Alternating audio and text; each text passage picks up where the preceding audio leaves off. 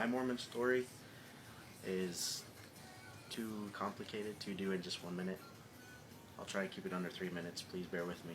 I was born and raised in Utah, Mormon capital of the world. Born to a goodly mother and a monster of a father. He was abusive, super abusive, verbally, psychologically, emotionally, sexually abusive, physically abusive. Needless to say, I was scared to death of him. Never felt any love from him at all.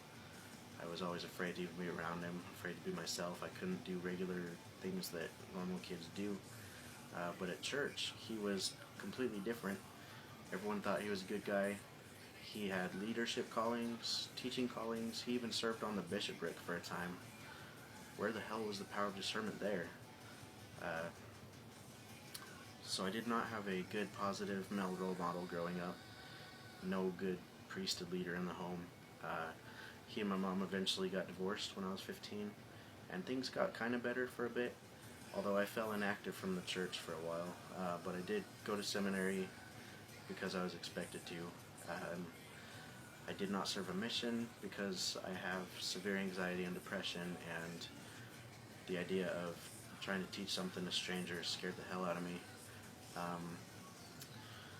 But I did redeem myself, so to say, by getting married in the temple. The girl I met, she wouldn't marry anyone outside the temple, so I pretty much had to go to the temple to marry her.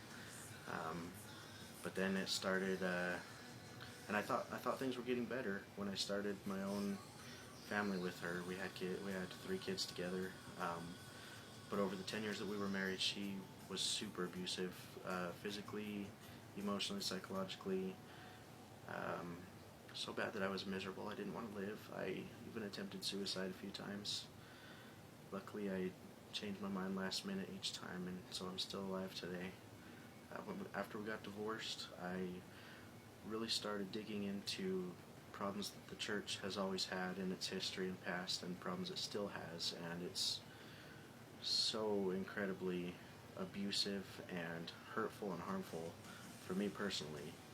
So since removing the church from my life, I have become a LGBTQ ally.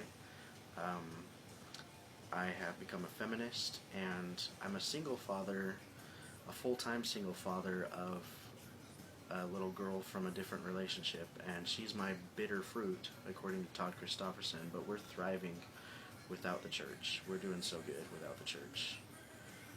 And that's my story.